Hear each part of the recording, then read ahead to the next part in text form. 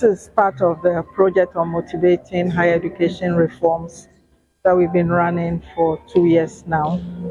And we have looked at a number of themes. We've looked at the expansion of public universities. We've looked at issues around management and governance of public universities, funding of public universities, the GET Fund, how to make the GET Fund fit for purpose. We looked at the state and state university relations, and we've also looked at the conversion of polytechnics to technical universities. One of the things that motivated us is that in Ghana we have a lot of reforms, but it is not always clear how much those reforms are guided by evidence. And also, after we've had a reform, how do you go back and see whether the objectives that you had were working? So that is what has, because in the higher education field, there doesn't seem to be, a lot of follow-up. Of course, we have a Ministry of Education, but they are very occupied with what happens in the primary, basic school and secondary school level. And we have a Ghana Tertiary Education Commission, which was present here. And there's an assumption that, everybody knows what is happening, that everything is informed by research.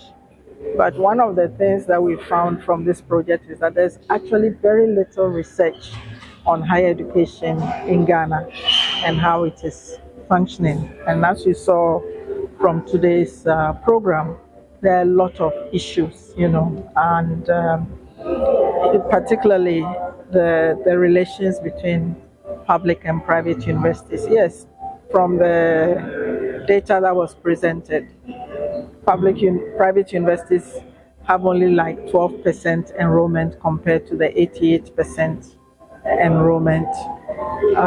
And yet, you cannot say that because they are only catering for 12%, you should ignore them. They came in at a particular time, and it is important for us to understand what their own issues are. Are they really operating optimally? Is this the best that they can be doing?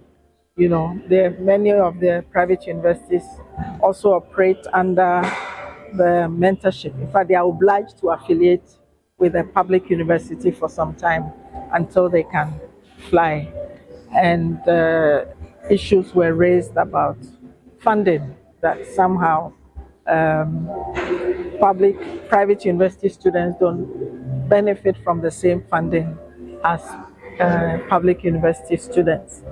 And there was a clear demand that we should think more about the student rather than the institution, because they are all Ghanaians, so where you go shouldn't matter, etc. So many of these issues have come up, and also the role of the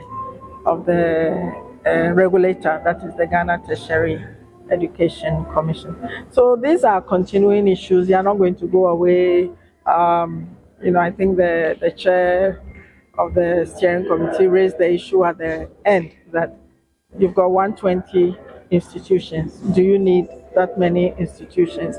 It's hard to predict how many institutions we need. You cannot determine that these are the only institutions. But clearly, over time, it will settle, because if you are only enrolling 200 or 400 students every year, it's not going to be, economically, it's not going to work, So, and he gave the analogy of, medical education in the US, where eventually you came up with about 25 or so institutions. So we'll see. Those are the issues of sustainability in the long term. Today's program was a very excellent program where we discussed the growth of the private universities and the issues of equity and access. And one of the most outstanding things is that we've got to understand the regulatory environment and the constraints that is imposed on the private universities.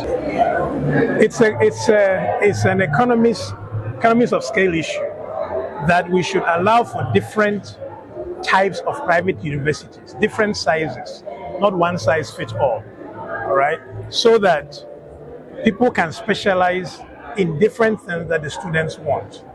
If we do that, I think there's much more room for private universities to survive.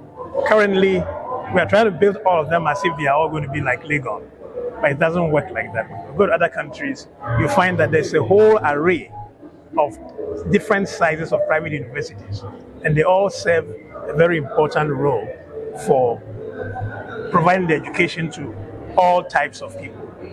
There was a very interesting point that was made that I think we should all consider. That is that if a student wants to go to a private university, they should be allowed to take the government funding they would have had to take the private university.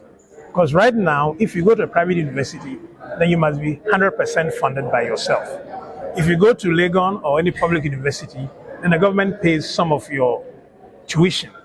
So one of the speakers was talking about funding the child, not the institution. So if the child decides to go to Valley View, then he should be able to take that support to that particular university.